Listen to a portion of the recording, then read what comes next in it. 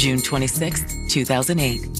It's a busy Thursday lunch hour in Doraville, Georgia, a cosmopolitan suburb on Atlanta's sprawling perimeter. Doraville is an older suburb outside of Atlanta, and it's a flourishing immigrant community. On any given afternoon, you'll find people convening for lunch at their favorite ethnic restaurant. But while most of their colleagues are out grabbing a quick bite, several employees at one local company have gathered inside their conference room. They were having a lunch meeting at the office for a few of the employees. It was a food processing lab that manufactured all types of additives for different types of food. But they're only a few slides into the PowerPoint presentation when a piercing scream rings out. Everyone takes off to see what's going on. The scream came from Carrie Harris's office. Carrie was the company's quality control manager, and she was one of the few people in the building at the time. It wasn't unusual to see Carrie working through her lunch. But no one in the office ever expected to see Carrie like this. Oh my God,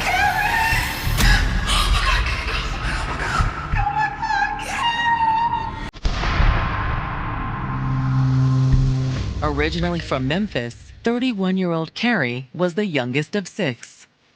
We all loved her because she was everyone's best friend.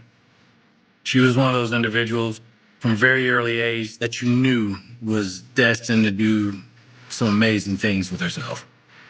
She always wanted to achieve more, and so she just kept striving and setting goals and expectations for herself, and she wasn't going to stop until she achieved them. She graduated in the top percentage of her class, and she was pursued by many colleges all over the nation. Carrie chose Alabama A&M, where she majored in food science. Before she even went to college, knew that that's something that she wanted to do. Carrie was always one of those people who was always intrigued by figuring out how things worked. Carrie was a very picky eater. Once she read a package and realized what was in the package, she would not eat it. Because a lot of the stuff that she saw, she was like, who eats this? Before organic was a thing, Carrie was organic. And I think that drew her into the world of working as a food scientist. After college, Carrie had her pick of jobs. A lot of companies was getting in touch with her. She would go on to land her dream job as a quality control specialist for a big agribusiness firm in Atlanta, Georgia. But while the company was only a small part of a large multinational corporation, the division where she worked was more like a second family. Everyone welcomed her to the company. There was even a coworker who baked a cake welcoming Carrie to the office. Wow, that's so nice of you. I just wanted you to feel at home. Her work ethic also quickly earned her respect around the office. Carrie was well loved by her colleagues. Thank you, Craig. She was truly dedicated to her work. She loved doing what she did. Everyone could see that she was on the fast track in the company. But Carrie's professional life wasn't the only thing taking off. She had also found love with a man named Max McCullough. He was actually a person that she knew from college. They just end up, through other mutual friends, reconnecting in Atlanta. She felt like it was a good match. And I thought that he was a good person for her. But which would make it to the next level first? Carrie's career or her relationship with Max? The question of marriage and is that something you're interested in had come up. But her main focus was on pursuing her master's. Her plan was to get a master's while she was still working. After she completed her master's degree, she was up for that big promotion. She was about ready to take over North America for her company, for the quality control. So she would be traveling a lot. We're talking US, Canada, and Mexico. She was living her dream.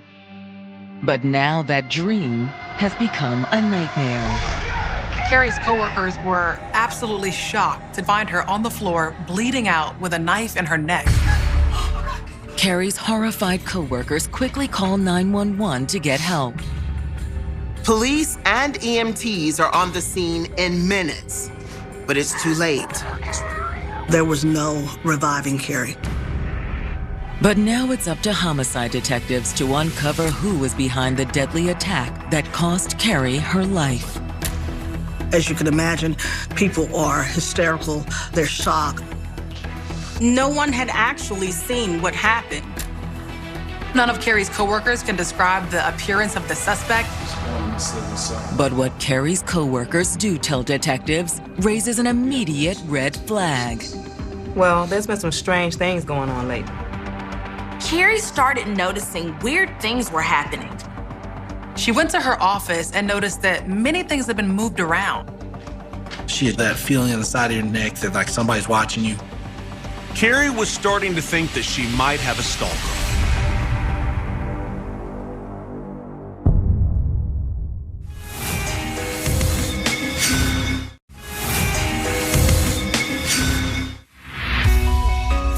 Year-old Carrie Harris was on the verge of having it all.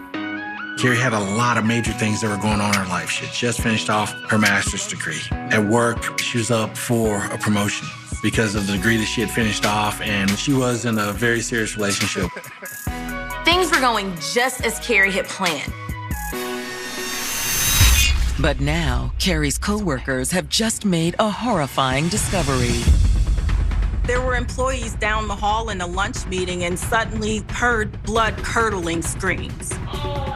They find Carrie's body on the floor, sprawled out with a knife in her neck.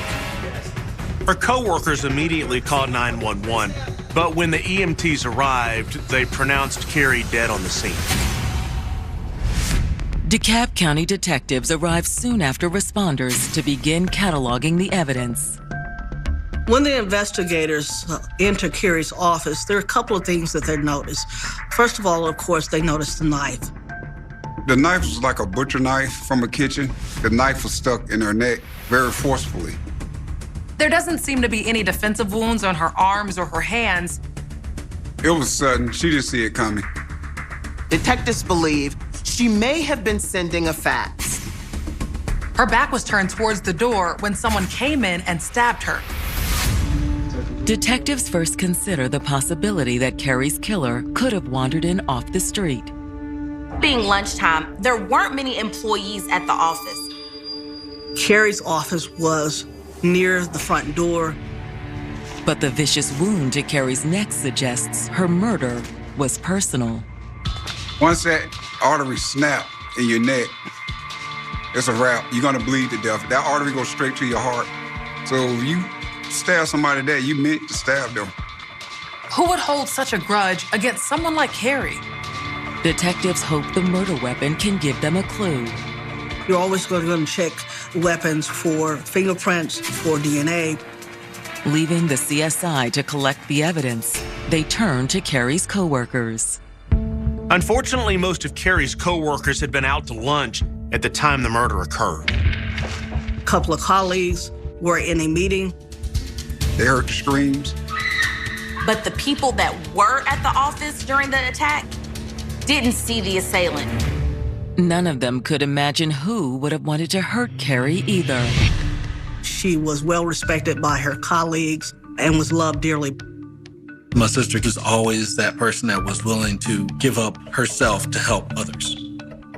Carrie had a type of personality that would draw you into her. She would stimulate you through conversation. However, coworkers also tell detectives she had seemed on edge lately. What do you mean by on edge? Well, there's been some strange things going on lately. About a week before Carrie's murder, she went to her office and noticed that many things had been moved around. That's so weird. Carrie first thought it was the cleaning crew, but they hadn't even been in the night before to clean. That alone wasn't too worrying. But according to her coworkers, more odd things started happening. On her way home one night, she noticed that a car appeared to be following her. It wasn't until she decided to pull into a local police station that the car behind her decides to drive away. The individual that was following her drove on and sped past, so she didn't get a good description. Coworkers tell detectives that the incident had left Carrie rattled. She actually started taking different routes home, in her normal way that she would go.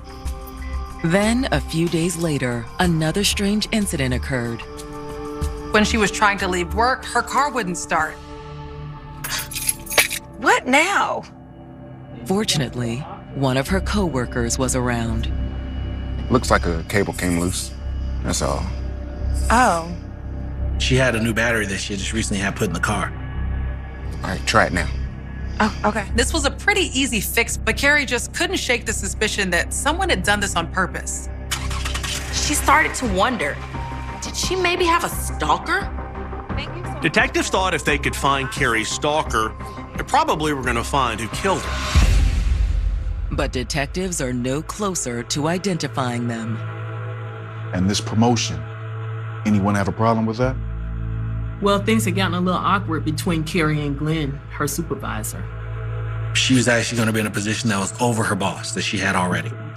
However, according to co-workers, her boss couldn't have done it. Her boss at the time was in Kansas City doing this cross-company meetings where they were talking about products and product development. However, one co-worker says her boss wasn't the only one who took issue with her upcoming promotion. Detectives learned that Carrie's boyfriend, Max, was not at all happy about an upcoming promotion that would send her around the world. They had been getting pretty serious, and Max had been talking about the two of them settling down together. A promotion would send her away from him. Do you think this is what made Max angry? Well, I don't know that I go that far. Well, we appreciate your time. Although now detectives wonder just how far he might have gone. After seeing a photo of Max and Carrie on her desk, detectives pull the building's security footage. There's cameras all over the place. But while there's no camera covering the door to Carrie's office, there is one at the entrance to her building. Surveillance footage does show a male figure fleeing from the building immediately after the attack. Since he's running out the door, the footage does not show a clear view of the man's face. They noticed he did look pretty similar to Carrie's boyfriend, enough so that they kind of wondered maybe that was Max. According to the U.S. Bureau of Labor Statistics, there are over 400 workplace homicides each year nationwide. Of these, 25% are committed by a customer or coworker, while a victim's relative or domestic partner is responsible for 7%. Security cameras at Carrie Harris's workplace have captured what detectives believe to be her killer fleeing the scene after the murder. The man seen in the video shared a similar build to Carrie's boyfriend, Max. Later that afternoon, detectives bring Carrie's boyfriend in for a round of questioning. I can't believe she's gone. He appeared extremely distraught about her death. We were talking about getting married. She had just come back like a few weeks before that from a trip to San Diego with him, and she had definitely felt that was the direction that things were going. However, as Carrie's coworkers suggested, the couple's relationship wasn't perfect. Max admits to investigators that he wasn't thrilled about her promotion. He said that even though he didn't like it, he had accepted it because he knew that it was good for her career. Have you ever thought about it? Not really. You ever follow her? Sneak into her office? Wait, what do you mean? When detectives confront him about the man in the security footage, Max swears it isn't him. Is that you? He was at work in downtown Atlanta during the time of the murder. That's not me. Did you take a lunch break or something? Yeah. I left at like noon. I was back in like 20 minutes. With Atlanta's crazy traffic, that would have meant there's no time for him to get to Doraville in time to commit the murder. What's more, Max suggests that there's someone else detectives should look into. He ends up telling detectives that Carrie would sometimes mention a guy at work acting pretty strange. Okay, so what do you mean by strange? I I don't know. She just said that something wasn't right about him. This guy have a name? I don't know. She just called him the Cake Man. Detectives aren't entirely sure what to make of Max's story. A nickname like Cake Man, it actually sounds pretty made up. However, before looking into Max's claims and his alibi, detectives try to make contact with Carrie's family. Unable to get a hold of Carrie's mother, detectives leave a vague but troubling message.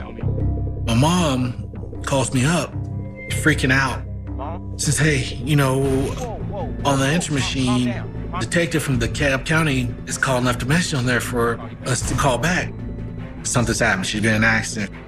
Worried about his sister, Jason Harris makes the call. Homicide Detective Brian. Excuse me? The guy told me it's just some homicide detective. And the moment he said that, I knew. And I was like, what? And he says, yeah. Today, your sister Carrie was attacked at work. Oh my God. After that, it just... I don't remember the next minutes that happened after that, or what I said or what I did. Carrie's brother eventually recovers his composure. I said it was Craig. And he paused for a minute. This is the first time detectives are hearing the name Craig. Craig? Craig who? I don't know his last name. She just called him Cake Man. Carrie's boyfriend hadn't known Craig's name, but her brother did. She had told me about the cakes and the pies and that stuff. That's not all Carrie had told her brother about Craig, though. She thought he was sweet at first. He was the nice guy that cared. He'd bring you soup if you were not feeling well. And just does like nice things like that for you. He was good at his work. He got along with coworkers. He would always be neatly dressed. He was always well-groomed. In fact, several of them had tried to set Craig up with friends of theirs, and a few of them had actually tried to set Craig up with Carrie. Despite that, Carrie had made it clear to her coworkers that she wasn't interested. She was dating someone. But apparently, the message never got back to Craig. We tried to ask her out to lunch or something, and she declined. She said when it comes to work, it's a professional environment. She was never rude about it anyway. According to Carrie's brother, Craig still didn't get the message. Craig's advances toward Carrie never stopped. It wasn't one of those things where every single day he was at her office or sending her flowers, but there was definite spurts in which that happened. At one point in time, he gave her a Palm Pilot. She asked him to stop. She was very clear with Craig that she was not interested in having a relationship with him. Jason says that according to his sister, the gifts did stop, but not Craig's inappropriate behavior. He would creep up to her door where you have that feeling in the side of your neck that like somebody's watching you, and she'd look up and she would see him there. So when strange things started happening to Carrie at work, Jason says she suspected Craig. Stuff being moved around her office, her being followed, it freaked her out. And then there was the day her car wouldn't start. Magically, Craig was there. She couldn't help but wonder if he had something to do with it being disconnected in the first place. It seems like he was setting himself up to be a hero. Jason says Carrie had been reluctant to tell her coworkers about Craig's behavior. She had made it clear that she wasn't interested in dating him. And even then, they were still kind of semi-encouraging. Well, she don't want to. He's a nice guy. It was as if nobody had seen the darker side of Craig, but Carrie did. And soon after the incident with her car, Carrie acted on her suspicions. She actually filed a complaint with Human Resources. The Human Resources Department had taken her seriously. They gave Craig the directive, like, unless there's something happening in your building or you directly need to come over and deliver something to Carrie, you don't need to be in this building. She didn't feel like she was in any imminent danger. But had Carrie actually been in far greater danger than anyone imagined? I felt it in my core. Craig was the person who had done it.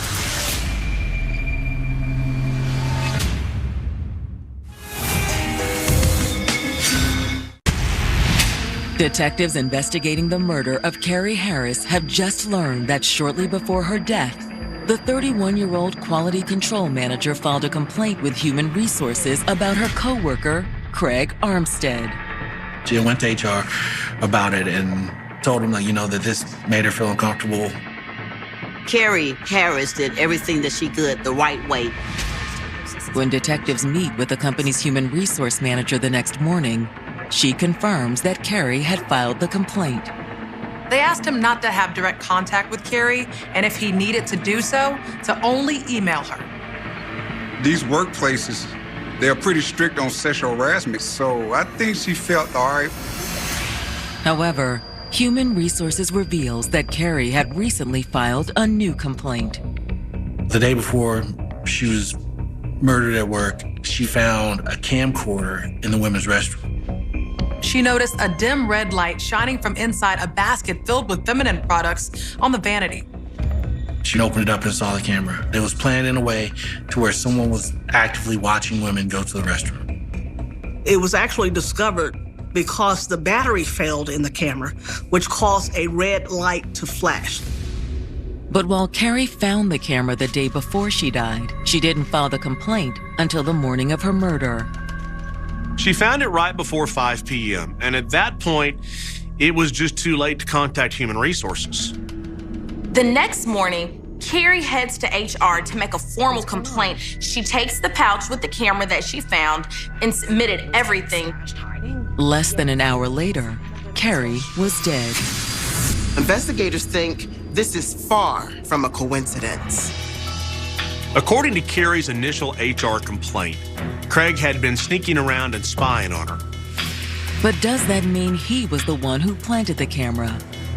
Who had access to that bathroom? You got the office cleaning guys that come in at night. You don't know who put that camera in there. Suspecting it's most likely Craig, detectives decide to pull his criminal record. They wondered if he had had any troubling charges in the past. He actually had committed other crimes where he was a peeping Tom. They also learned that Craig had killed before. The incident happened 20 years ago in New Jersey. The young woman that he was dating at the time broke up with him. Craig was not very happy about that. He followed her home from work, beat her to death with a hammer, and then buried her body in a shallow grave. Despite the brutality of the crime, the defense was able to secure a deal, and Craig pled guilty to manslaughter. He received a 10-year sentence, but only served 5 years. He was young, 16 or 17, and they don't like giving teenagers life. In addition to that, there was concern at the time of Craig's mental health state. It is our belief that those two factors contributed to Craig receiving a reduced sentence in that case. After Craig's release, he'd relocated to Atlanta. People wonder, why is this killer walking around and getting jobs? When you run a criminal history, an employee only can get so much, especially if that record been expunged. He was a juvenile when he committed the crime, so it did not follow him. He was able to start a brand new life. One where no one suspected he was a killer. Craig was actually liked by his colleagues and his coworkers, seen as good at his job, and seen as a kind, intelligent individual. But now detectives are wondering, had this seemingly kind and intelligent individual killed again? He becomes the prime suspect. After uncovering Craig's criminal record, detectives head back to the food processing company, only to discover that Craig hadn't come into work that morning. The police put out what is called a bolo, be on the lookout, for Craig Armstead's car. They also request additional surveillance footage, this time focusing on Carrie and Craig's movements in the hours before the murder. One of the first things they were able to see was Carrie actually carrying a bag with the camera in it a little after 9 o'clock. And she was heading from her building over to the Human Resources Department. The HR was in the same building that Craig's in. Craig even appears in the security footage soon after Carrie enters the building. The video of the facility, it showed him walking past her and seeing her with the bag. This leads investigators to believe that this is the moment that Craig realized that his camera had been discovered.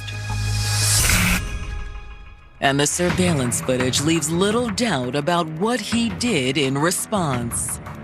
It's just unbelievable. A few minutes after Carrie walked back over to the building, Craig followed. The cameras actually picked up Craig entering the break room. Moments later, he's walking out with a knife in his hand.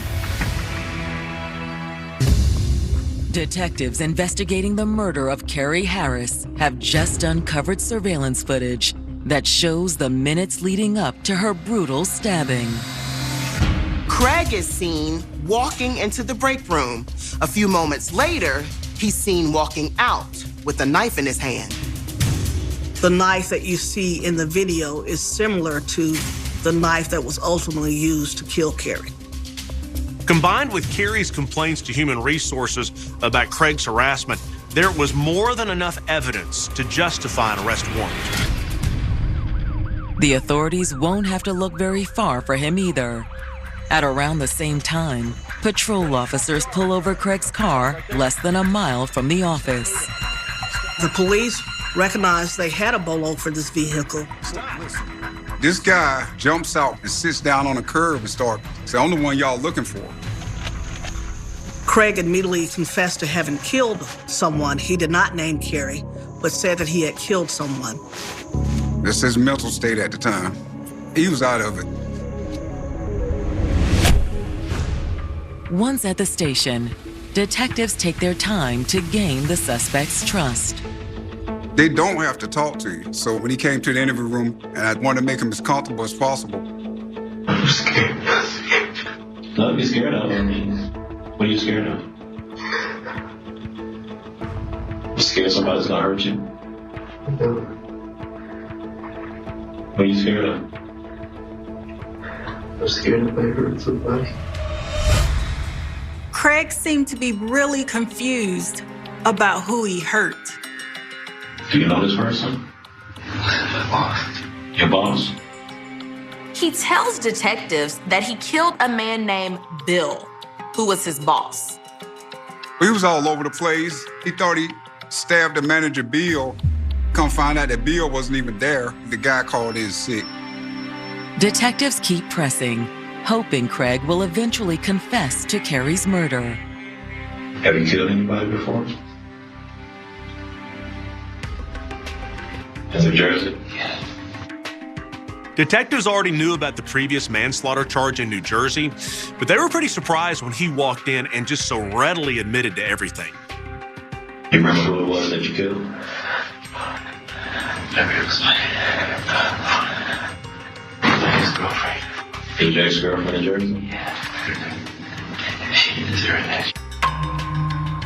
I'm not a doctor or psychiatrist, but I interview thousands of people, and this guy got some mental issues going on big time. Was that the first time you had the urge to kill somebody? No, thanks.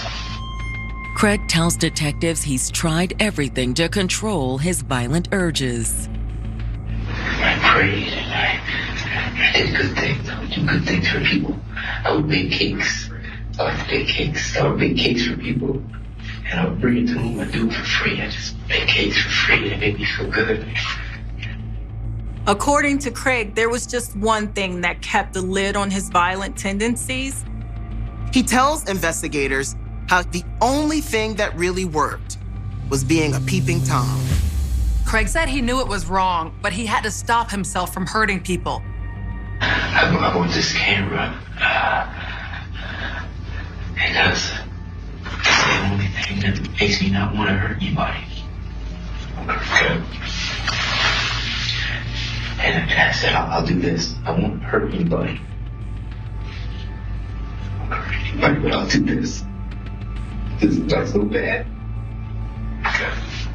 What are you doing, Kevin? I put it in the ladies' room. The women in the office kept a basket in the bathroom.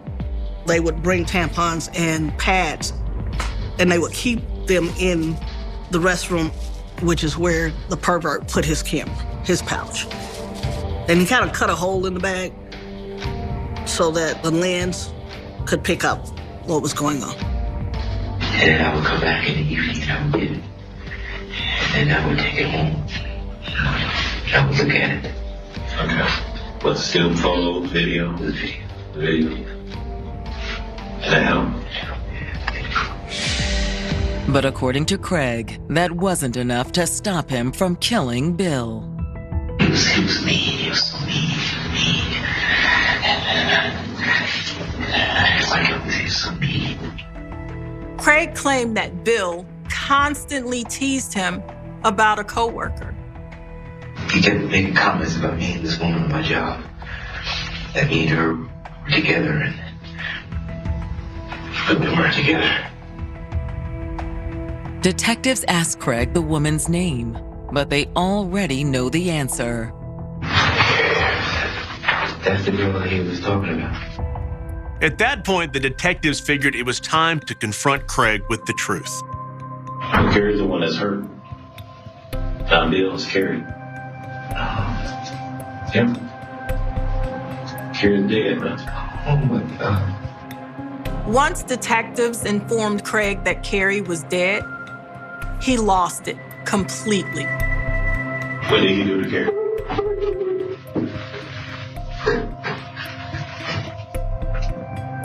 Carrie pissed you off? Despite the apparent breakdown, Craig refuses to fully acknowledge what he'd done. Come on, Craig, tell me what happened to Carrie, man. It's no dream, this is a dream. No, it's not a dream. Craig, it's not a dream. I want you to tell me the truth. I want you to tell me why did she die? Why did you kill her? What Craig says next introduces a strange new twist to the story. He began talking about someone made me do it. Well, tell me about it. What's his name? Craig says that he's another part of it. I call him Frank.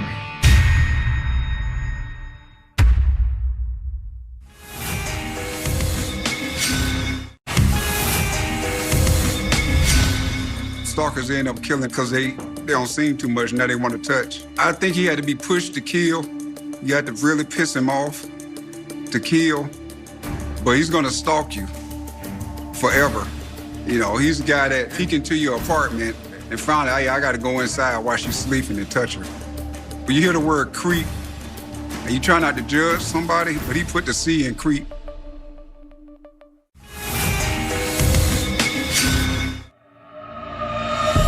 Questioned by detectives, Craig Armstead has more or less admitted to killing his coworker, Carrie Harris. As a detective, you see killers all the time. You try not to pass judgment, but he did kill somebody.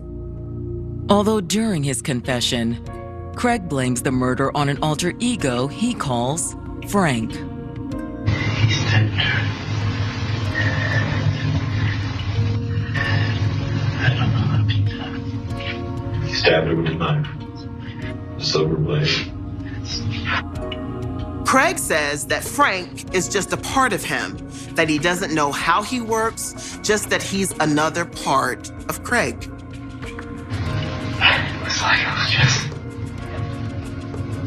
It was like I was a puppet on the street. You know, it's like I couldn't.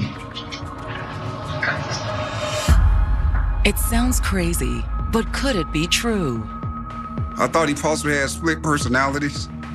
Or is Craig's story about Frank simply supposed to sound crazy? Craig's supposed mental health issues were partly why he got away with killing the ex-girlfriend over 20 years ago. Craig had some mental health issues, and because of that, Craig was given a significantly reduced sentence. And it was our belief that having committed that crime, having used that defense before, upon killing Carrie, Craig immediately started thinking insanity and immediately started crafting his defense, which is why he started talking about Frank. At the end of the interview, Craig is booked on murder charges, an outcome that leaves many of his coworkers in disbelief. They was devastated once they heard all that. People liked him. Craig carried himself as a nice person. But as Craig's coworkers and Carrie's family soon learned, it was all a facade. This guy, in 1990, he took his ex-girlfriend and beat her to death with a hammer. When I found out about Craig's past, everything clicked for me. I mean, he was like this crazy predator. He should have never been able to see the light of day again from that situation. It was like they was given an opportunity to commit more crimes. As the prosecutors predicted, Craig enters an insanity plea when the case goes to trial. He did his best to look the part inside the courtroom. He's just sitting there with his head down, rocking back and forth, making noises. It was unbelievable. Not one time did any coworker said they saw Craig sitting at his desk with his head down, rocking back and forth, making noises. He calculated this out, and he had a plan on how he could get away with it again. We were determined that he was not going to get away with murder the second time. In their opening statement, the prosecution portrays Craig as a desperate man who knew he was about to be unmasked. There is security footage from the business that shows Craig following Carrie. He is immediately aware that the camera has been found. This causes Craig to panic. The gig is up, so to speak. According to the prosecutors, Craig had responded by carrying out the deadly attack on Carrie. He saw an opportunity when Carrie was in her office and everybody was in a meeting. He secured the murder weapon. He got it from their office kitchen. When he walked into that office, he intended to kill Carrie. Her back was turned towards the door. He stabbed her in the neck, right then and there. And he fled the scene, fully understanding what he had done. The defense counters by claiming Craig was not in his right mind when he attacked Carrie. They say that he suffered from an intermittent psychosis, which basically says that when he was dealing with Carrie, he was in a wrong mindset and made him believe that Carrie was a bad person and she had to be eliminated immediately.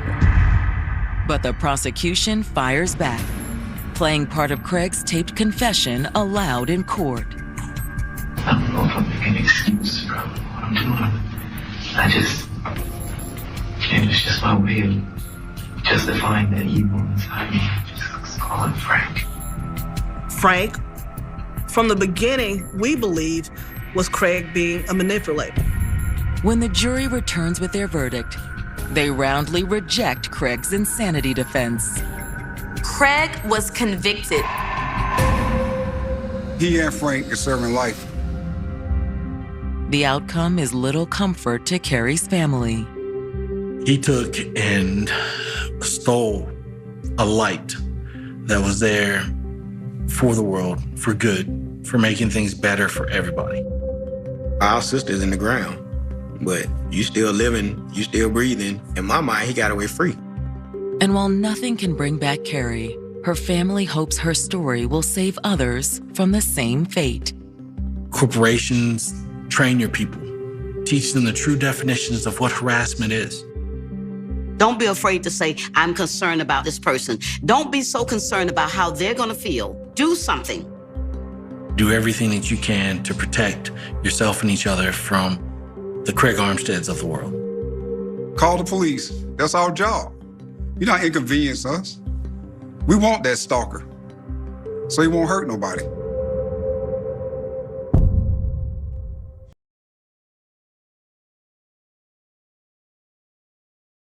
The heat of a Texas July in 1985 was suffocating, but it was nothing compared to the absolute chill that was about to grip the small, unsuspecting town of Oakhaven. This was a place where doors were left unlocked, where the hum of cicadas was the loudest sound in the night, and where neighbors believed they knew everything about one another. But beneath that sweltering, golden sun, a nightmare was taking root, a nightmare that would birth a haunting legacy and redefine the very meaning of betrayal. When the lifeless body of 22-year-old Clara Evans was discovered in the desolate, sun-baked brush just off Route 9, the illusion of safety shattered in an instant. This wasn't just a violent act, it was a desecration of the town's innocence. The community shock was a palpable, heavy blanket that descended upon the streets. People whispered in the aisles of the local diner, looking at lifelong friends with a sudden, creeping suspicion. They locked their doors. They kept their children inside. Who could do such a thing to a girl known for her radiant smile and gentle heart? The answer, buried beneath decades of dust, official reports, and calculated lies, was far more terrifying than any phantom the townspeople could have conjured in their darkest imaginations. Clara's mysterious disappearance just 2 days prior had already set the town on edge, but the grim reality of the crime scene plunged them into true despair. The dusty earth around her was trampled, leaving behind a chaotic canvas that spoke of a desperate, terrifying struggle. Yellow police tape fluttered like a sickly flag in the dry wind, marking the boundary between the world of the living and a fresh, incomprehensible hell. Enter Detective Arthur Vance. He was the seasoned veteran of the county, a man whose rugged face and calm, authoritative voice had been a pillar of justice for over 20 years. When Vance stepped beneath that yellow tape, his notebook in hand and his eyes sharp, the town breathed a collective sigh of relief. If anyone could find Clara's killer, it was Vance. He stood over the body, his jaw clenched, promising Clara's weeping mother right there in the glaring sunlight that he would not rest until the monster was behind bars. He took charge of the scene with a meticulous, almost obsessive control. He cataloged every trampled weed, every drop of blood, ensuring that nothing was touched or moved without his explicit, direct authorization. The investigation launched with the fury of a Texas thunderstorm. Vance worked around the clock, his office light burning late into the night, casting long, solitary shadows against the precinct walls. He interviewed ex-boyfriends, local drifters, and anyone who had been seen near Route 9. He paraded a line of suspects through the interrogation room, slamming his fists on the table, demanding answers, playing the role of the relentless hound of justice to absolute perfection. During these grueling weeks, a strange clue emerged. A heavy, silver button, ripped from a jacket, found half buried in the dirt near where Clara had lain. It was a distinctive piece of metal, but Vance, after days of supposed analysis, declared it a dead end, a piece of trash likely left behind by a passing hiker years prior. He documented it, bagged it, and buried it deep within the evidence locker. The town trusted him implicitly. They watched him sweat. They watched him grind his teeth in frustration on the evening news, and their hearts ached for the burden their hero was carrying. They never noticed that the burden was not grief, but the exhausting weight of a meticulously crafted, sociopathic performance. As the weeks bled into months, the fierce momentum of the investigation began to wane, replaced by a suffocating, unbearable silence. The leads dried up. The suspects were all cleared by airtight alibis or lack of evidence. Vance appeared before the cameras, his face drawn and weary, announcing that despite their absolute best efforts, the trail was growing faint. He spoke of the elusive nature of the killer, painting a picture of a transient psychopath who had struck like lightning and vanished into the vast American highway system. The Clara Evans murder officially transitioned into a cold case. The dusty boxes of files were pushed to the back of the precinct's storage room, their labels slowly fading in the dark. The community was left to grapple with an open wound that refused to heal. The empty chair on Clara's front porch became a ghostly monument to justice denied. Fear became a permanent resident in Oakhaven. The boogeyman was real. He had walked among them, and he had gotten away with it, slipping through the fingers of their best and brightest. Decades rolled over the quiet Texas town. The 1980s gave way to a new millennium, bringing with it new technologies, new faces, and new tragedies. But the shadow of 1985 never truly lifted. Arthur Vance eventually retired, celebrated with a grand banquet, a shiny plaque, and a tearful speech where he mentioned Clara Evans as his one great regret, the ghost that still kept him awake at night. He bought a quiet house by a lake, living out his golden years as a respected elder statesman of law enforcement. But in the basement of the new, modernized police headquarters, those dusty boxes remained. They waited in the dark, silent witnesses to a truth that refused to be completely erased. The cold case was a stain on the department's history, a lingering whisper of failure that echoed in the halls whenever a new recruit asked about the files that were never closed. The town had learned to live with the mystery, a dull ache in their collective memory, accepting that some monsters simply vanish into the night, leaving behind nothing but broken hearts and unanswered questions. Then came the year 2024, and with it, a young, hungry detective named Sarah Higgins. Assigned to the newly formed Cold Case Division, Higgins was a woman of science, of DNA, and of microscopic truths that the naked eye could never perceive. She pulled the Evans box from the darkness, blowing away 39 years of dust. As she pored over the yellowed reports, the faded Polaroids, and the handwritten notes of Arthur Vance, a strange, creeping unease began to settle in her stomach. The narrative Vance had constructed was too neat in some places and glaringly sloppy in others. The dismissal of the silver button, the timeline of the transient suspects, the way certain interviews were conducted and abruptly ended, it didn't read like the work of a master detective. It read like misdirection. It read like a smokescreen. Higgins decided to submit the forgotten physical evidence, the items deemed useless in 1985, to the state's most advanced forensic laboratory. She didn't know what she was looking for, but the silence of those old files was screaming at her to dig deeper. The wait for the forensic results was an agonizing stretch of tension. When the notification finally lit up Higgins' screen, the air in her office seemed to vanish.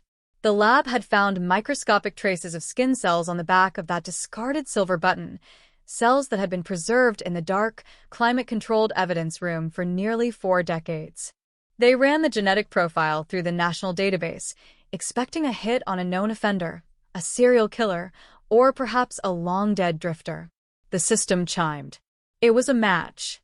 But the name that flashed across the glowing monitor was not a known felon. It was a name that made Higgins' blood run entirely cold, a name etched on a brass plaque in the very lobby of her building.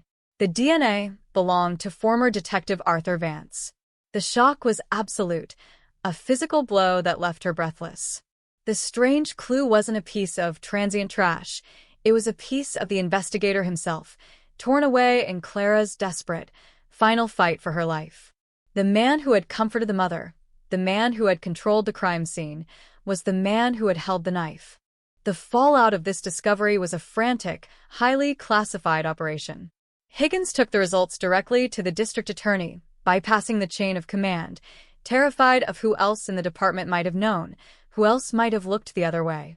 A silent, ironclad now was cast around Vance's tranquil lake house.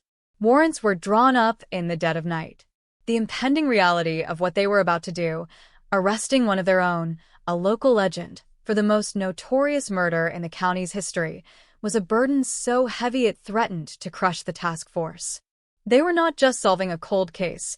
They were about to detonate a bomb that would destroy the foundation of trust the entire town was built upon. The Texas 1985 cold case was solved, but the truth was a venomous bite. The community shock was no longer about an unknown monster. It was about the horrifying realization that the monster had worn a badge, carried a gun, and looked them in the eye every single day. Dawn broke over the lake, painting the water in hues of innocent pink and gold, a stark contrast to the darkness converging on Arthur Vance's doorstep. A convoy of unmarked black SUVs rolled silently down the gravel driveway.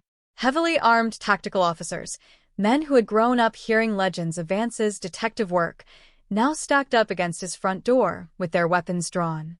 When they breached the entrance, shattering the morning silence, they found an old man sitting in his armchair, a cup of coffee growing cold on the side table.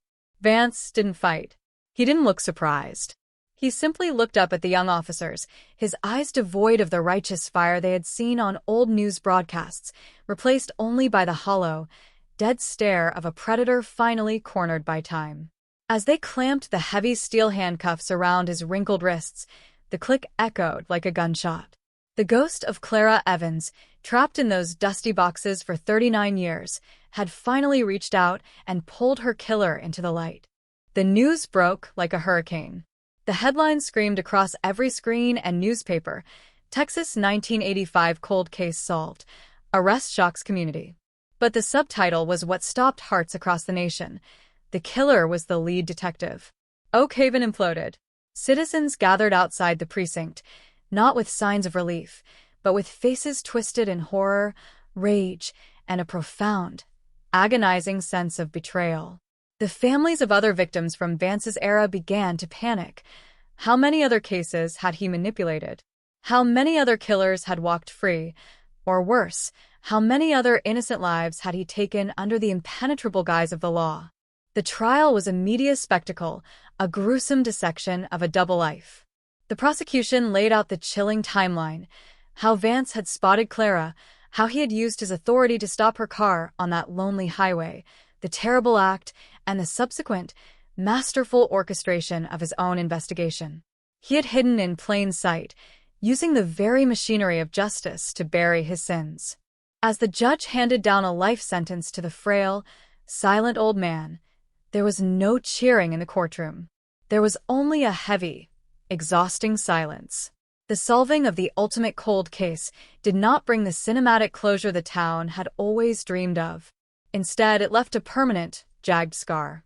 The memory of Clara Evans was finally honored with the truth, but the innocence of Oak Haven was dead and buried, never to be resurrected. The haunting reality remained long after the prison doors slammed shut on Arthur Vance. The most dangerous monsters do not hide in the dark brush or the shadowy alleys. Sometimes, they hide behind a uniform, behind a comforting smile, and behind the very badge meant to protect us from the evil of the world. The Texas heat continues to beat down on Route 9, but the road will forever be haunted by the ghost of the girl who fought back and the terrifying truth she left behind in the dust. The dust had barely settled on Arthur Vance's explosive arrest when a new, far more paralyzing terror began to suffocate the town of Oak Haven.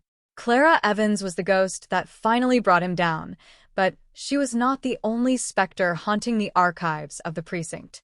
The chilling realization struck Detective Sarah Higgins like a physical blow. A man who could meticulously orchestrate the cover-up of a brutal murder while standing in front of the victim's weeping mother does not start his criminal career at the age of 45. He does not commit a singular act of perfect, calculated violence and then simply stop. The Texas 1985 cold case was solved, but it was merely the key that unlocked a much larger, darker door. Higgins stood in the center of the subterranean evidence room, surrounded by the towering, silent walls of cardboard boxes. The fluorescent lights buzzed overhead, casting long, stark shadows across the dates scrawled in black marker: 1979, 1981, 1988. Each box was a broken family. Each box was a desperate plea for justice. And for 2 decades, Arthur Vance had been the gatekeeper to them all. Higgins assembled a shadow task force, a small, highly vetted team operating in absolute secrecy. Trust was a shattered commodity. They could only rely on the cold, hard science of DNA and the glaring inconsistencies hidden in plain sight. They began the agonizing process of reopening every single unsolved disappearance and homicide that had passed through Vance's hands during his lauded 25-year career. The deeper they dug, the more horrifying the pattern became. It was a masterclass in manipulation. They found missing witness statements, crime scene photographs that had been inexplicably cropped or blurred, and crucial pieces of physical evidence labeled as contaminated or lost in transit. Vance had used the chaotic, pre-digital era of police work as his personal playground. He was the wolf guarding the flock, dictating exactly where the town should look while he dragged his prey into the shadows. The community shock morphed from disbelief into a burning, collective outrage. The local news stations ran round-the-clock coverage, displaying the faces of other missing girls, other forgotten victims, asking the horrifying question, was he investigating the crimes, or was he burying his own tracks? The breakthrough came not from a laboratory, but from the depths of Vance's own personal history. Armed with a newly signed, sweeping search warrant, the tactical team tore apart his idyllic lakefront retirement home. They emptied the floorboards, scanned the drywall, and dragged the murky bottom of the lake. But it was in the detached garage, hidden behind a false wall of old tool cabinets, that they found it. A heavy, rusted iron lockbox. When Higgins pried it open, the air in the garage seemed to drop 10 degrees. Inside lay the trophies. A tarnished silver locket, a driver's license belonging to a girl who vanished from a neighboring county in 1982, a blood-stained ribbon, and a meticulously kept, leather-bound journal. Vance had not just been killing, he had been documenting his dual life, detailing his interrogations, his misdirections, and his twisted sense of godhood over the town that worshipped him. He wrote about the thrill of standing at the press conferences, looking into the camera, and knowing he was the smartest man in the room. The strange clue that brought him down, the silver button, was written about in a frantic, illegible scrawl on the very last page, a testament to the single, fatal mistake he knew he had made. As the pages of the journal were leaked to the press, the facade of the legendary detective completely dissolved, revealing a monster of unprecedented calculation. The trial for Clara Evans was no longer just about one stolen life. It became a televised reckoning for an entire era of corrupted justice. Vance sat at the defense table, a shrunken, frail figure, dwarfed by the sheer magnitude of his unearthed sins. He refused to speak. He refused to look at the gallery, where the families of his confirmed and suspected victims sat, their eyes burning with decades of repressed agony. When the jury delivered their verdict, guilty on all counts, with multiple consecutive life sentences, there was no dramatic outburst. Just the heavy, resonant strike of the judge's gavel, echoing the finality of the grave. The monster was finally caged, but the damage he had wrought was woven inextricably into the DNA of Oakhaven. The legacy of Arthur Vance serves as a terrifying, permanent reminder that the darkest evils do not always lurk in the woods or the abandoned alleys. Sometimes they wear a pressed uniform, speak with absolute authority, and promise to keep you safe from the very nightmares they create. The badge he wore has been melted down, his name erased from the precinct walls, but the scars he left on the town will throb every time the sun sets over the Texas brush. The cold cases are slowly warming up, finding their way to the light, but the ultimate chilling question remains, whispered in the quiet corridors of police academies across the nation. How many other wolves are out there, hiding behind a silver shield? The gavel's echo had faded, but for Detective Sarah Higgins, the nightmare was only just shifting its shape.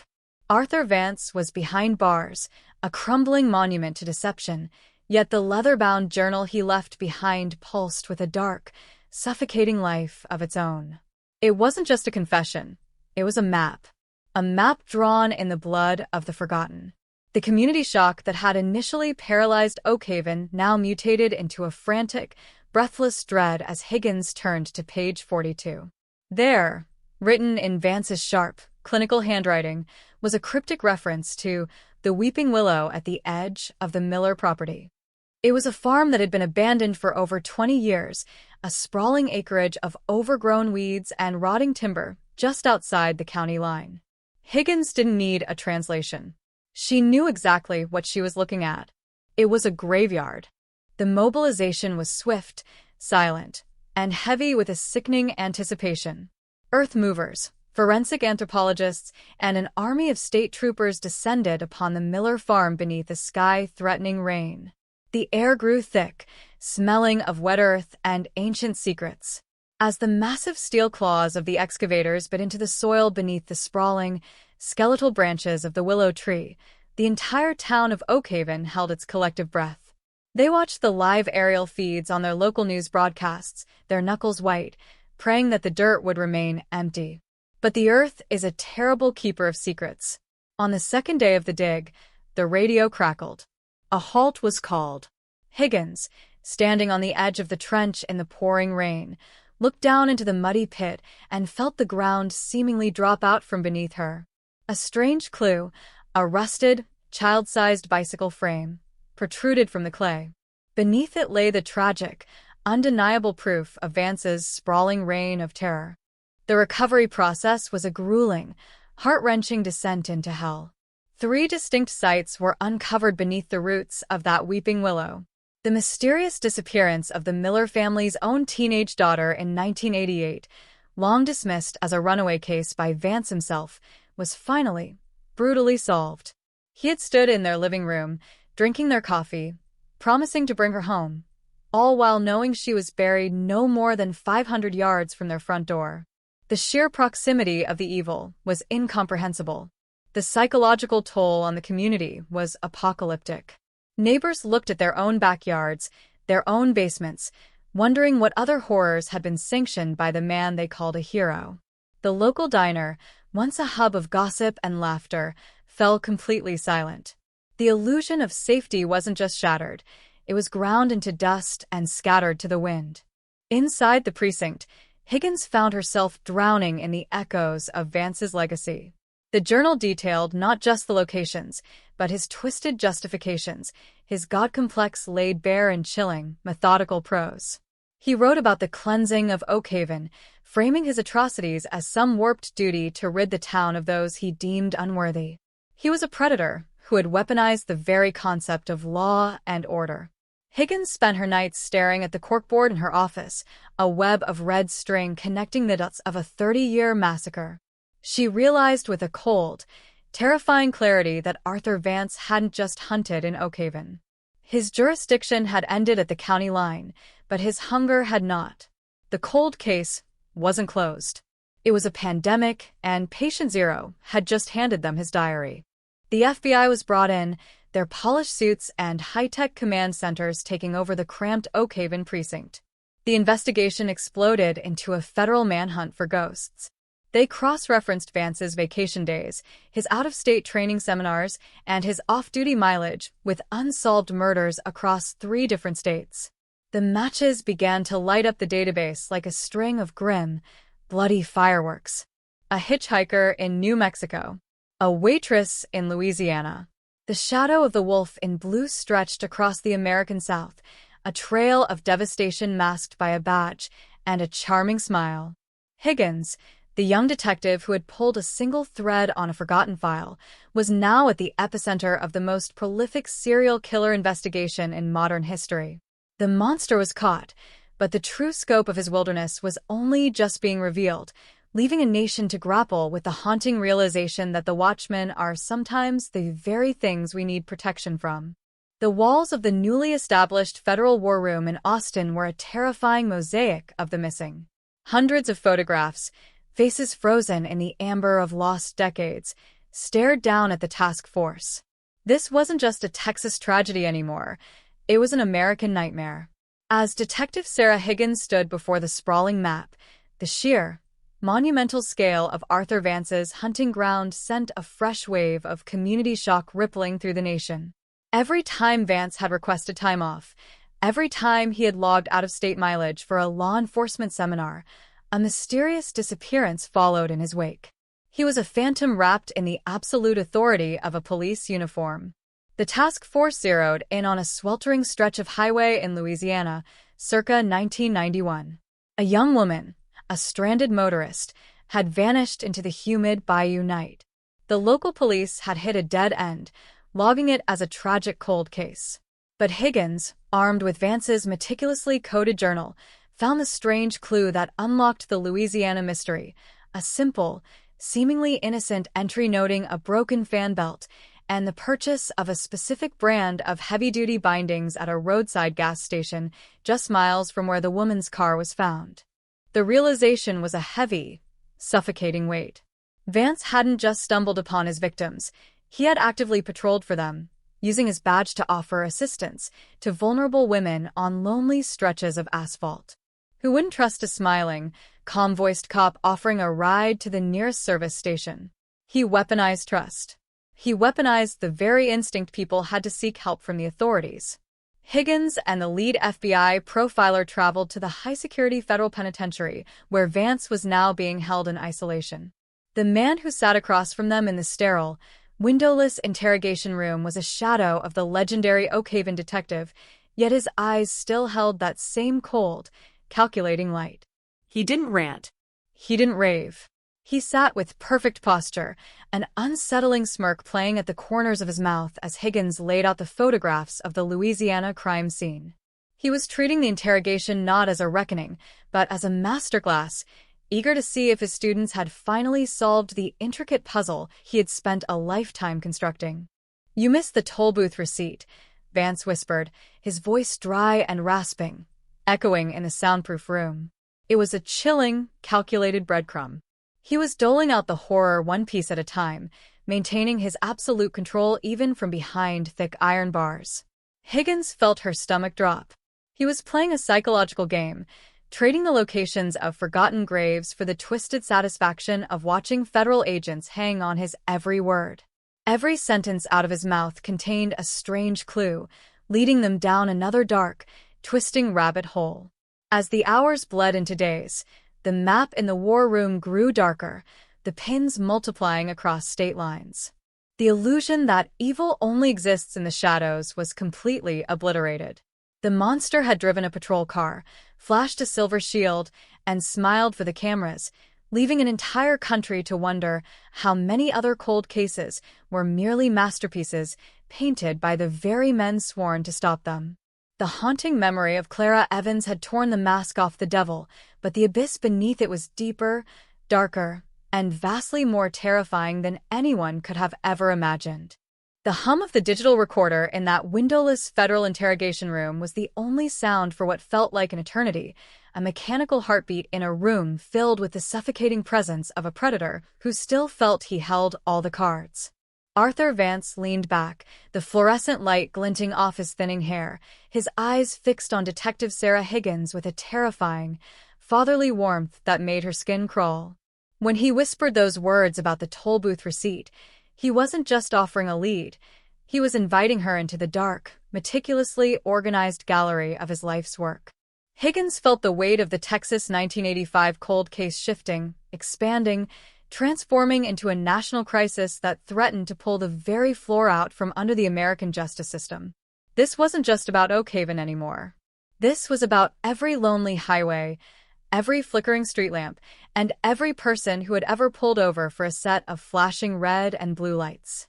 The community shock had moved beyond the borders of a small town and was now a fever gripping the entire country, a collective realization that the ultimate monster hadn't been hiding in the woods, but had been patrolling the arteries of the nation. Higgins didn't waste a second. The toll booth receipt Vance mentioned led the task force to a long-forgotten evidence locker in a sleepy parish outside of Baton Rouge, Louisiana. There, buried under a decade of dust and clerical errors, was a small plastic bag containing a crumpled piece of thermal paper dated August 12, 1991. It was the night Camille Boudreau, a 24-year-old nursing student, had vanished into the humid, moss-draped shadows of the Atchafalaya Basin. For 33 years, her disappearance had been a cold case that haunted her family, a mysterious disappearance that local authorities had chalked up to a runaway or a tragic accident in the treacherous swamps. But as Higgins held that receipt, she saw the timestamp. It placed Vance's patrol car at the exact exit where Camille's abandoned vehicle had been found, just 20 minutes after she had last been seen alive at a gas station. The strange clue wasn't the receipt itself, but the signature on the back, a small, hand-drawn star, the same symbol Vance used to mark his successful cases in his secret journal. The arrogance was staggering. He had left a calling card in the very evidence files he knew his brothers in blue would never think to scrutinize. The search for Camille Boudreau's remains took the task force deep into the heart of the Louisiana Bayou, a landscape of stagnant water and ancient, gnarled cypress trees that seemed to groan under the weight of the secrets they held. The heat was a physical enemy, a wet, heavy shroud that made every breath a struggle, but the grim determination of the search teams was unbreakable. They were no longer just looking for a body. They were looking for the truth that Arthur Vance had tried to drown in the muck of the South. When the sonar finally picked up a metallic shape at the bottom of a secluded Blackwater Creek, a hush fell over the dive team.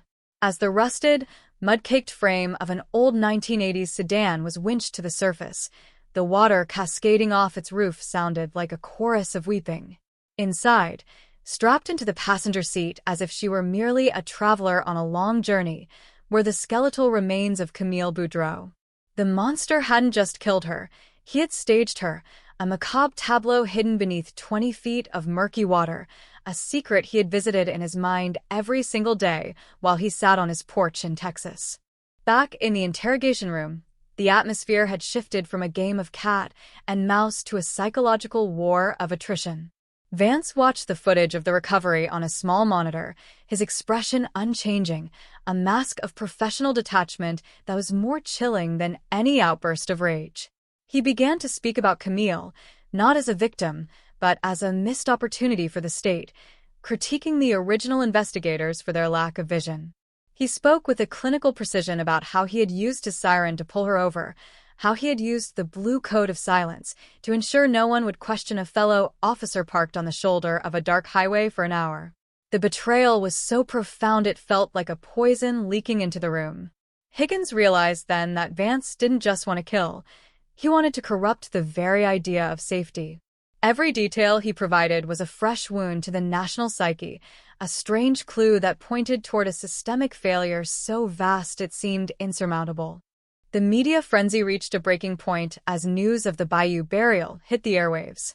Protests erupted outside police precincts from coast to coast, the public demanding a total audit of every cold case handled by officers with even a hint of a disciplinary record. The Vance effect was a wave of pure, unadulterated terror. People were afraid to stop for the police. The trust that holds a society together was fraying at the edges, scorched by the revelation that a high-ranking detective had been a serial predator for nearly 40 years. In Oakhaven, the town where it all began, the local police station was pelted with stones, the officers inside, men who had loved and respected Vance, now forced to wear riot gear against the neighbors they had sworn to protect. The community shock had turned into a civil war of the soul. But amidst the chaos, Sarah Higgins found a pattern in the journal that everyone else had missed, a series of dates that didn't correspond to any known murders or disappearances. These dates were marked with a different symbol, a circle with a cross through it. As she cross-referenced these dates with Vance's early career in the late 1970s, she stumbled upon a series of accidental deaths of fellow officers. Men who had been Vance's partners, men who had shared patrol cars with him, men who had died in high-speed chases or accidental weapon discharges. A new, even more horrifying theory began to take shape in her mind. Had Vance been killing his own kind to protect his secret? Was the Texas 1985 cold case just the tip of an iceberg that included the systematic execution of anyone who got too close to the truth? The haunting memory of Clara Evans was no longer just a story of a girl who fought back. It was the key to a conspiracy of silence that might have claimed the lives of the very people meant to stop the monster. The search for the truth was now a race against time, as Higgins realized that some of the people currently helping her with the investigation might have been the very ones who helped Vance stay in the shadows for so long. The silence in the federal war room was no longer heavy. It was electric, charged with a new, paralyzing form of suspicion. Detective Sarah Higgins sat alone at 3 a.m., the blue light of her laptop screen illuminating a face that had aged years in just a few months. Those circles with crosses, the symbols in Arthur Vance's journal, were not just markers, they were a tally of the silenced. As she scrolled through the digitized service records of the Oakhaven Police Department from 1978 to 1982, the pattern screamed at her. 3 partners. 3 men who had shared a confined space with Vance for 12 hours a day. All 3 were dead within 4 years. The official reports read like a tragic string of bad luck, a high-speed pursuit that ended in a fiery wreck, a cleaning accident with a service weapon, and a heart attack in a man with no history of cardiac issues. But in the context of the Texas 1985 cold case, these weren't accidents. They were surgical strikes. The first name on the list was Officer David Miller, a young, idealistic recruit who had been paired with Vance just months before Clara Evans was murdered. Miller had been known for his meticulous paperwork and a stubborn streak when it came to following procedure. According to the internal file, Miller had been killed in a late-night chase on a rain-slicked Route 9, the very same road where Clara's body would later be found. The report, signed by then-Sergeant Arthur Vance, claimed the suspect vehicle had forced Miller off the road. But as Higgins zoomed in on the grainy, black-and-white crime scene photos of the wreckage, she noticed a strange clue. The driver's side door of the patrol car was locked from the outside. In 1979, that was an impossibility unless someone had modified the mechanism. The community shock back then had been centered on the loss of a hero, but Higgins realized the town had actually witnessed a cold-blooded execution designed to remove a witness who had seen too much through the window of a patrol car. A sense of profound isolation began to settle over Higgins. If Vance had been killing other cops to protect his secret, who could she actually trust? She looked at the senior officers currently walking the halls of the precinct, men who had been rookies when Vance was a legend. Did they know? Were they part of a blue wall of silence that had allowed a serial killer to flourish? The mysterious disappearance of evidence and the lost files weren't just incompetence. They were a collective effort to bury the truth deep enough that it would never see the light of day. Higgins realized she wasn't just investigating a cold case. She was dismantling a multi-generational conspiracy of protection. The haunting memory of Clara Evans was now a beacon, illuminating the rot that had settled into the very bones of the department. She decided to take a desperate risk. Bypassing her superiors, she reached out to the retired medical examiner who had performed the heart attack autopsy on Vance's third partner, Officer James Reed, in 1981. The man was nearly 90, living in a nursing home on the outskirts of Houston. When Higgins showed him the symbols from the journal, the old man's hands began to shake. "I told them back then," he whispered, his voice a ghost of a sound. "The toxicology was off. There was a trace of something synthetic. But Vance, he sat in that room with me. He told me Jimmy had a family, and a suicide or a suspicious finding would strip them of their pension. He made it sound like a mercy." The realization hit like a physical blow. Vance hadn't just used violence. He had used the bond of brotherhood as a weapon, twisting the loyalty of his peers into a noose. The investigation into the accidental deaths of the officers became the secret heart of the federal task force. They weren't just looking for graves in the bayou anymore.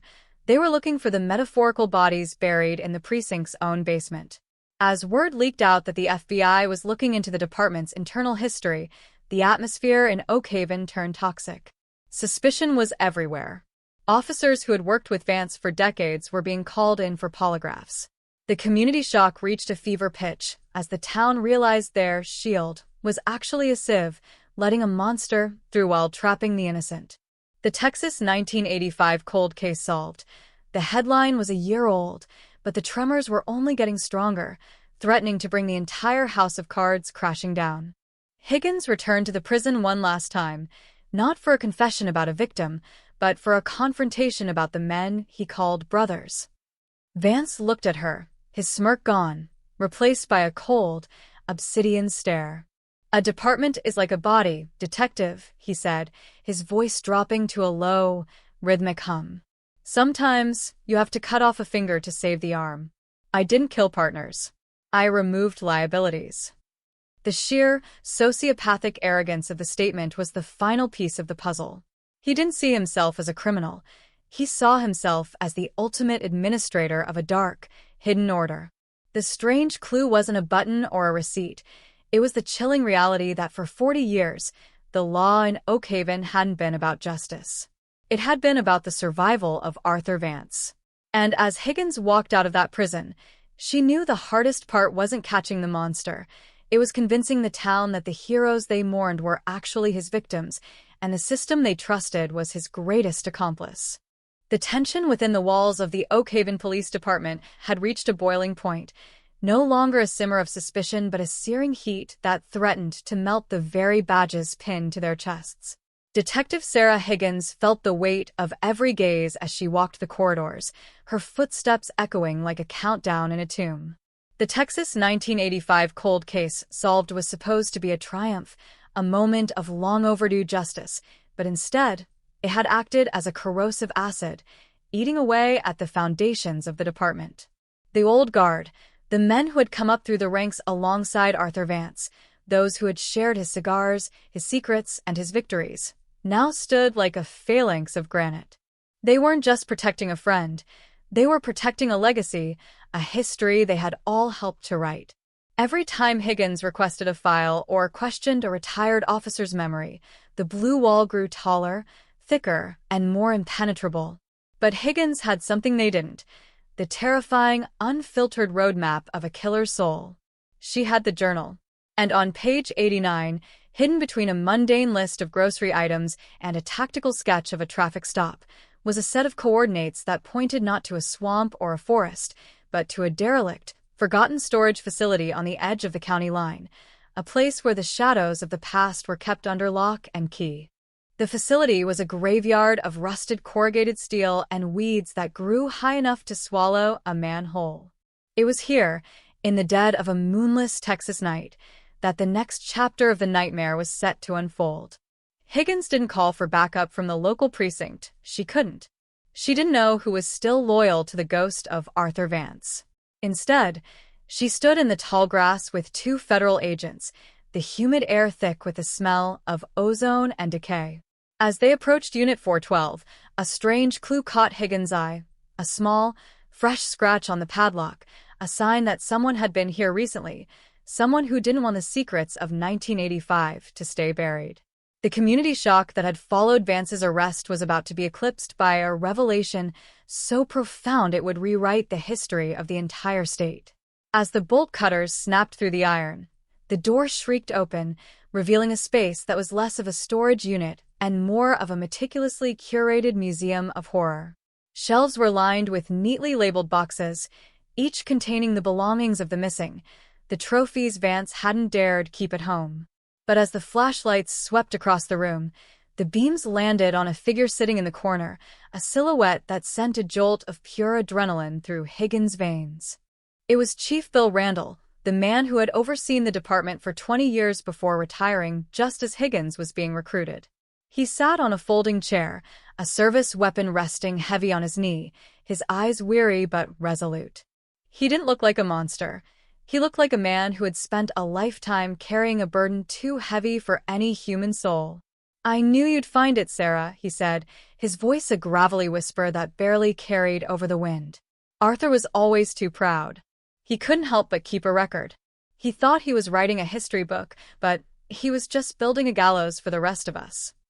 The standoff was silent, a battle of wills in a room filled with the ghosts of the murdered.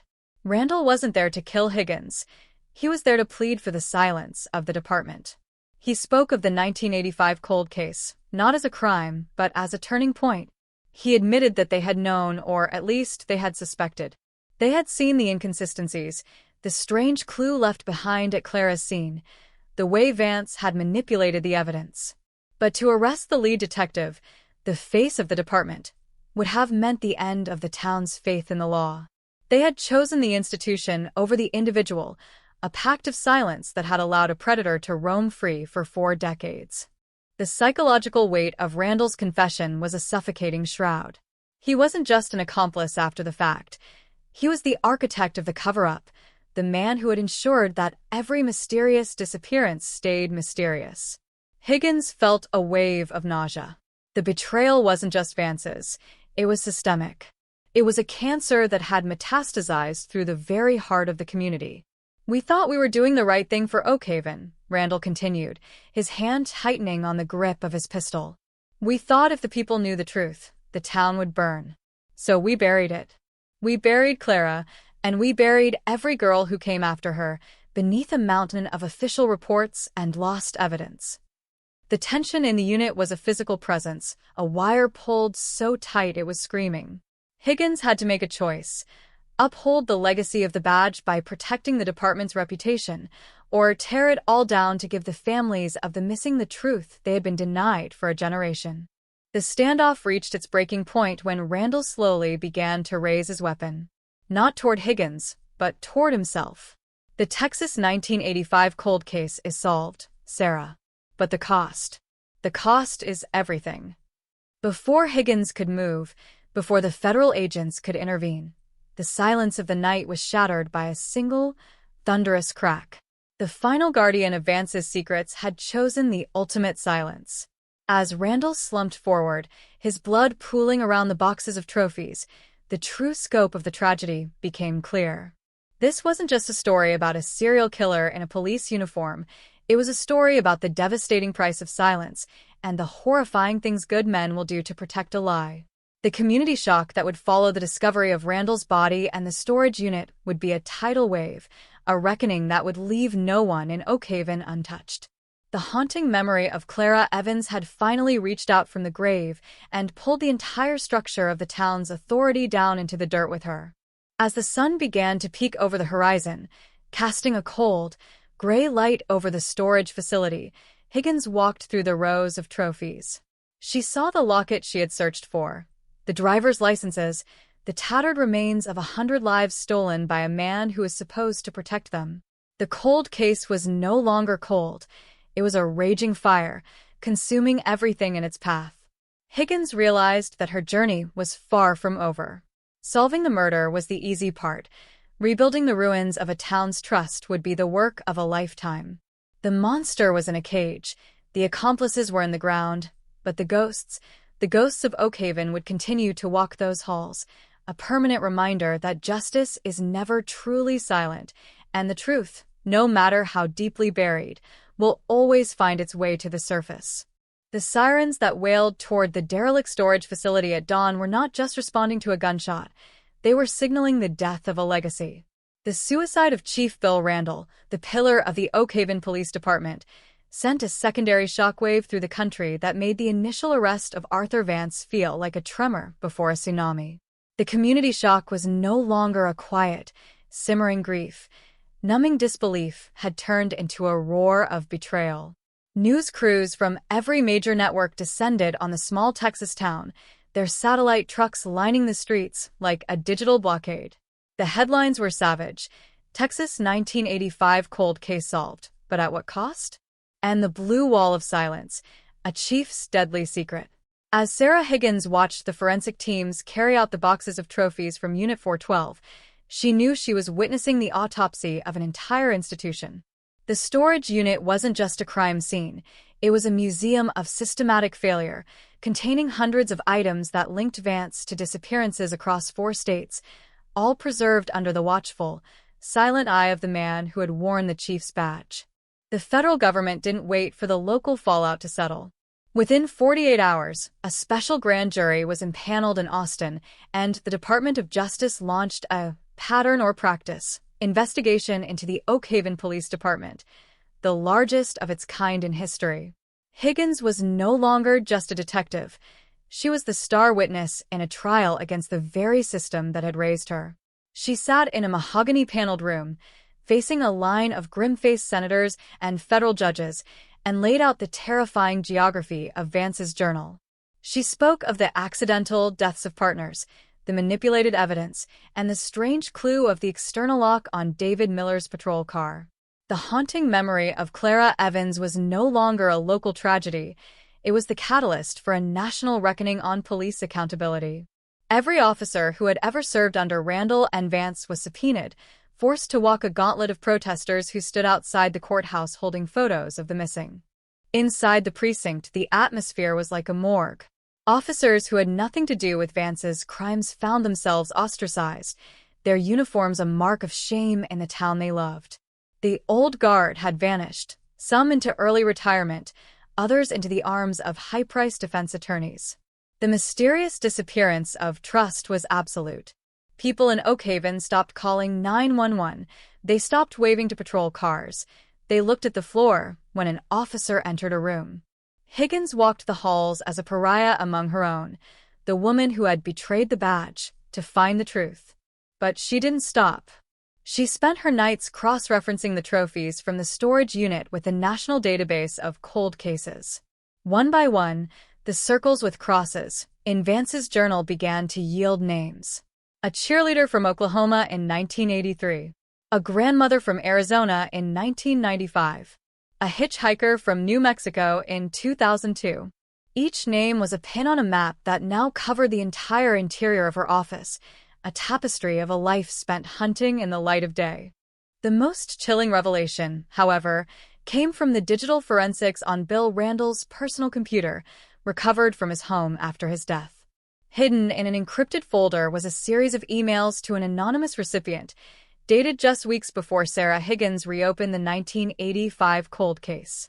The emails contained warnings, frantic messages about the girl in the evidence room, and the DNA results that were never supposed to happen.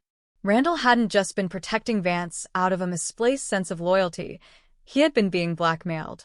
Arthur Vance, even from the quiet of his retirement, had held the sword of Damocles over the chief's head, threatening to reveal Randall's own minor indiscretions from decades ago if the Clara Evans file ever saw the light of day. The monster hadn't just been a killer. He had been a puppeteer, holding the strings of the entire town's power structure from the shadows of his lake house. The climax of the grand jury's first week came when the anonymous recipient of Randall's emails was finally identified. It wasn't a criminal or a fixer. It was a high-ranking official in the state attorney general's office, a man who had built his political career on being tough on crime, and a close personal friend of Arthur Vance. The Texas 1985 cold case solved was the first domino in a line that stretched all the way to the state capitol. The corruption wasn't just a local rot.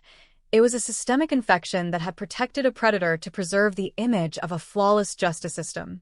As Higgins stood on the courthouse steps, surrounded by the flashing lights of 100 cameras, she realized that the cold case wasn't just about the victims who were dead. It was about the living who had been complicit in their deaths. The truth was finally out, but as the first indictments were handed down, the haunting reality remained. For 39 years, the law hadn't been a shield for the people of Texas. It had been a cloak for a killer. The marble halls of the Texas State Capitol in Austin were a world away from the sun-bleached dust of Oakhaven, yet the rot that had started in a small-town evidence locker had now reached the very corridors of power. Detective Sarah Higgins felt like an intruder in this mausoleum of law, her worn boots clicking against polished stone as she carried the weight of 1,000 secrets in a single digital drive. The transition from local detective to federal whistleblower had been a baptism by fire, and the flames were only growing higher. The Vance effect was no longer just a local tragedy. It had become a political autopsy. Following the trail of encrypted emails from the late Chief Randall, the federal task force had identified their next target, Robert Sterling, the state solicitor general, a man whose image was synonymous with Texas justice for 3 decades. But beneath the silver hair and the tailored suits lay a poisonous alliance that had been forged in the shadows of the 1985 cold case. Sterling didn't panic when Higgins and the federal agents arrived at his office.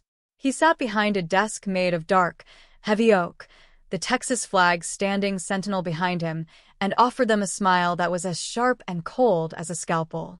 He was a man used to controlling the narrative, a man who had survived a dozen political cycles by knowing where every body was buried. But he hadn't counted on the journal. He hadn't counted on Arthur Vance's obsessive need to document his own godhood. Higgins laid the printouts on the desk, the symbols, the dates, and the specific mention of a 1985 intercept. The air in the office suddenly felt thin, as if the oxygen were being sucked out by the sheer gravity of the revelation. This wasn't just about a serial killer in a police uniform. This was about the state-sanctioned protection of that killer to prevent a scandal that would have toppled a political dynasty. The investigation into Sterling's office unearthed a strange clue that had been scrubbed from the official Oakhaven records decades ago, a 1985 memorandum marked top secret, detailing a forensic discrepancy in the Clara Evans case that should have ended Arthur Vance's career before it truly began. A junior lab technician in Austin had flagged a set of fingerprints on Clara's car that didn't match any of the suspects, fingerprints that belonged to a young, rising star named Detective Arthur Vance. The memo had been sent directly to the Attorney General's office, intended for Sterling's predecessor, but it had vanished. Sterling, then a young prosecutor, had been the one to sign for the delivery. He hadn't just lost the memo. He had incinerated it, choosing to protect a useful law enforcement asset over the life of a 22-year-old girl. The community shock that followed this revelation was visceral, a roar of fury that echoed from the steps of the Capitol to the smallest diners in East Texas. The law hadn't failed Clara Evans. It had actively worked against her. Higgins found herself at the center of a high-stakes psychological war. The state's legal machinery began to grind against her, attempting to discredit her findings, digging into her own past, and painting her as a rogue agent obsessed with a conspiracy theory. She received silent phone calls in the dead of night. She was followed by unmarked cars that disappeared as soon as she turned a corner. The stakes had moved beyond a cold case. This was a fight for the soul of the state's justice system. But every attempt to silence her only fueled her resolve. She went back to the source, returning to the federal prison to confront Arthur Vance with a Sterling connection. The killer looked at her through the plexiglass, a twisted sense of pride illuminating his features. Robert was always the smart one, Vance rasped, his voice a dry whisper of decay. He understood that the truth is a luxury the public can't afford. We weren't just partners, Sarah. We were the architects of order. The trial of Robert Sterling became the trial of the century, a televised spectacle that stripped away the veneer of Texas's legal elite. As Higgins took the stand, she didn't just talk about DNA or fingerprints, she talked about the cost of silence. She spoke of the 40 years of mysterious disappearance cases that could have been prevented if one man had done his job in 1985. She showed the jury the photographs of the trophies recovered from the storage unit, the lockets, the ribbons, the licenses, a physical manifestation of the lives Sterling had traded for his own political career. The tension in the courtroom was a living thing, a coiled spring ready to snap. When the prosecution played a recovered audio recording from Chief Randall's dead man switch, a recording of a 1992 phone call where Sterling explicitly told Randall to make the evidence go away in the Miller family case, the defense collapsed. The Blue Wall hadn't just been built in Oak Haven, its blueprints had been signed in the state capitol. As the jury deliberated, Oak Haven remained in a state of suspended animation. The town was a shell of its former self, its history rewritten by the crimes of its heroes. The haunting memory of Clara Evans had become a symbol of resistance, her face appearing on murals and posters across the state. The cold case was no longer just a file, it was a movement. When the verdict finally came down, guilty on all counts of conspiracy, obstruction of justice, and accessory to murder, there were no cheers. There was only a profound, exhausting sense of relief, followed by the realization of how much had been lost. Robert Sterling was led away in handcuffs, the same steel that had once bound Arthur Vance, a poetic bookend to a 40-year nightmare. But for Sarah Higgins, the victory was bittersweet. She knew that for every Sterling and Vance they caught, the system still held 1,000 shadows. The aftermath of the trial triggered a massive legislative overhaul, the Clara Evans Act, which mandated independent oversight for all cold case investigations and removed the statute of limitations for official misconduct. The community shock began to heal, replaced by a cautious, fragile transparency. But the scars on Oak Haven were permanent. The police department was disbanded and absorbed into the county sheriff's office, the old precinct building demolished to make way for a memorial garden dedicated to Vance's victims. Higgins stood in that garden on the day it opened, the Texas heat finally feeling less like a weight and more like a witness. She looked at the names carved into the stone, hundreds of them, finally brought back from the void.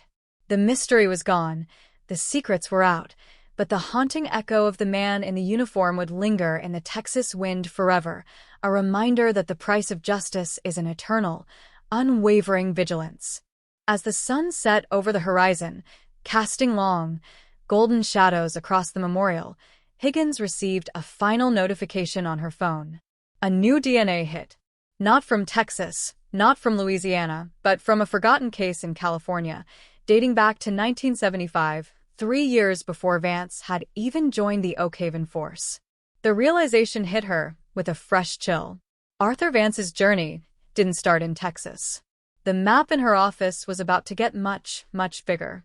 The Texas 1985 cold case solved was just the beginning of a story that stretched across the entire American landscape, a story of a predator who had been learning his trade long before he ever wore a badge. The hunt wasn't over. It was just moving into the deepest, darkest corners of the past. The trail did not end in the scorched dirt of Texas or the humid bayous of Louisiana. It led Sarah Higgins to the fog-shrouded coast of Northern California, to a past that predated the badge, the uniform, and the carefully crafted persona of the hero detective. The Texas 1985 cold case solved had been the key, but the lock it opened was far more ancient and rusted than anyone had dared to imagine. In the archives of the Humboldt County Sheriff's Office, Higgins found the skeletal remains of a case from 1975, the mysterious disappearance of a young woman named Elena Vance. She was Arthur's own stepsister, a detail conveniently scrubbed from his later background checks, buried beneath the weight of his father's influence and the primitive record-keeping of the era. The community shock back then had been localized, a family tragedy dismissed as a runaway, but for Higgins, the name on the file was a thunderclap. This was where it began. Before Arthur Vance ever learned to use the law as a shield, he had learned how to make the people closest to him vanish into the redwoods. Higgins stood on a lonely cliff overlooking the churning Pacific, the air tasting of salt and ancient decay. She wasn't looking for a killer anymore. She was looking for the origin of a monster.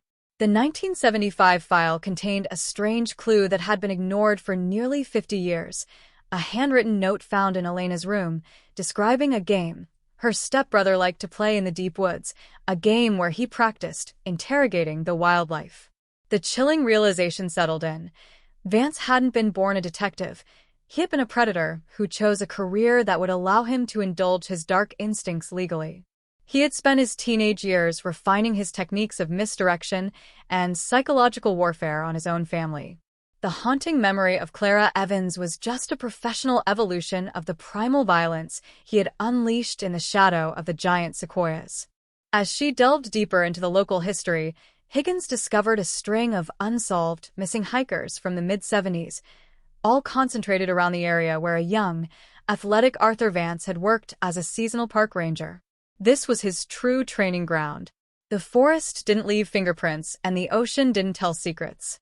She found an elderly witness, a former ranger who had been Vance's supervisor, who recalled a chillingly efficient, young man who seemed to find the bodies of lost travelers with a speed that defied logic. "We thought he was a prodigy," the old man whispered, his eyes clouded with a half-century of suppressed suspicion. But looking back, he didn't find them. He was showing them to us. He wanted us to see his handiwork without knowing it was his. The pattern was identical to his behavior in Oakhaven, the arsonist posing as the fire chief, the wolf leading the search party. The psychological profile of Arthur Vance was now complete, a terrifying arc of a life dedicated to the mastery of the hunt. He had moved to Texas in the late 70s specifically to reset his identity, using his knowledge of forensic gaps to build a career that was essentially a 40-year-long con. Higgins realized that every commendation, every medal for bravery, and every solved case in his file was a calculated move to buy himself more immunity, more shadow. The community shock in California was a mirror of Texas, as the descendants of the missing hikers were told that the prodigy ranger had actually been the architect of their grief. The cold case was no longer a singular event. It was a continental map of blood, a legacy of a man who had turned the entire American landscape into his personal killing floor. Back in his prison cell, Vance was no longer the smug manipulator. The news of the California investigation had stripped away his final defense, the myth that he had snapped during the pressure of the 1985 investigation. He was exposed as a lifelong predator, a man whose entire existence was a fabrication. When Higgins returned to face him, she didn't bring evidence. She brought a photo of Elena Vance. For the first time, the killer's mask cracked. The silence in the room was absolute, a vacuum where the ghosts of 50 years finally converged. "She was the first one who saw me," Vance whispered, the arrogance replaced by a hollow, rattling sound. "She saw the mask slipping. I couldn't let her tell." The confession for the 1975 murder was the final nail in a coffin that had been decades in the making. The Texas 1985 cold case was solved, but it was just one chapter in a volume of darkness that had finally reached its end. As Higgins prepared to leave California, she stood once more by the redwoods, the massive trees standing as silent witnesses to the secrets they had finally surrendered. The case had changed her, hollowed her out, and replaced her idealism with a cold, unwavering vigilance. She knew that the Vance effect would haunt law enforcement for generations, a permanent stain that reminded every officer of the potential for ultimate betrayal. The mysterious disappearance of innocence was the true tragedy of Oakhaven and Humboldt County. But as she boarded the plane back to Texas, she felt a sense of grim resolution. The monster was identified, his history documented, and his victims finally named. The haunting memory of Clara Evans, the girl who fought back in the Texas brush, had led a trail of truth across the country, proving that even the most meticulously buried secrets eventually rot through the earth and demand to be heard. The saga of the Texas 1985 cold case did not end with a celebratory flourish. It ended with the heavy, hollow sound of a cell door that would never open again. For Detective Sarah Higgins, the final emotional climax arrived not in a courtroom or a forest, but in the quiet, sterile visiting room of the Federal Supermax facility in Colorado. Arthur Vance was no longer the imposing figure of authority or the smug predator. He was a frail, hunched shadow, the weight of 1,000 stolen lives finally crushing the breath from his lungs. The community shock that had gripped the nation for years had begun to settle into a somber, reflective peace. The Vance effect had fundamentally changed the country, sparking a global conversation about the terrifying intersection of power and psychopathy. As Higgins sat across from the man who had defined her career, she didn't come for more confessions. She came to deliver the final verdict of history. "It's over, Arthur," she said, her voice a calm, steady rhythm against the hum of the prison's ventilation. "Every name has been recovered. Every box in that storage unit has been returned to a family. You thought you were building a monument to your own genius, but all you did was provide us with the map to your own destruction." Vance didn't look up. The strange clue that had started it all, the silver button from 1985, now sat in the National Museum of Crime, a permanent reminder of the single mistake that can bring down a titan of lies. The haunting memory of Clara Evans had become a beacon of hope for thousands of other families with cold cases, a proof that even the most deeply buried truth eventually finds the light. The mysterious disappearance of justice in Oakhaven was a scar, yes, but it was a scar that had healed into a stronger, more transparent system. The legacy of the investigation was profound and permanent. Sarah Higgins was appointed to lead the Evans Task Force, a new national division dedicated to the microscopic auditing of cold cases with a specific focus on official misconduct. She became the guardian of a new era, one where the badge was no longer a shield for the guilty, but a spotlight for the truth. In Oakhaven, the Memorial Garden flourished, a quiet sanctuary where the families of the victims gathered every July to remember not the monster, but the lives he couldn't truly erase. The Texas 1985 cold case solved was the headline that broke a town, but the resilience of the survivors was the story that rebuilt a nation. As the news broke months later that Arthur Vance had passed away in his sleep, there were no headlines of mourning. The world simply moved on, the shadow he had cast for 40 years finally dissipating in the morning sun. Higgins stood on the porch of her new office, looking out at the vast Texas horizon, the same heat that once felt suffocating now feeling like a cleansing fire. The work was far from finished. There were always more boxes, more secrets, more ghosts waiting in the dark. But as she picked up the next file, she did so with the knowledge that no monster is truly invisible and no secret is truly safe. The haunting echo of the man in the uniform would never fully vanish, but the voice of the victims was now louder, stronger, and finally, undeniably free.